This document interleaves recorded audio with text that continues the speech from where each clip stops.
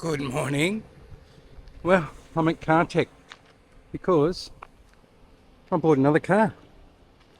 And yep, I've said it in the past, Chevrolet's a bit of a risk in Thailand because they pulled out of the country. But for those that know, Holden developed this model Colorado in Australia with Australian tuned suspension. And I've got to tell you, it rides probably better than the Ranger I had. And it's only done, I bought this thing with 49,900 Ks on it. It's done 50,000 now. But you get cruise control, front and rear parking sensors, Apple CarPlay. Look, it's even got the plastic on this sun visor.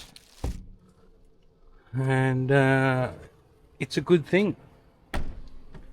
So stay tuned because I've got lots of plans for this thing, just to make it a bit more Australian. You'll see what I do, but it's here to get a service and a bit of a check over, and then I'll decide whether I'm going to keep it and potentially rent it out long term or sell it to one of you guys. But I want to do a trip to Chiang Mai. We've got to visit Sue's family, so I'll be doing that for sure. But yeah, what do you think? Not bad.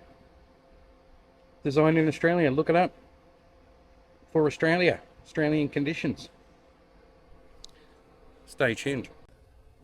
It's got a 2.5 diesel in it. Duramax. I've taken the badge off the back. Oh. But James is an awesome mechanic.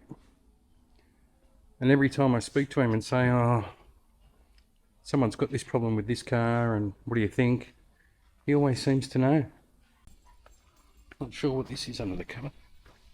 Looks interesting. BMW. Ugh. The MG5 had a shocking crash test rating in Australia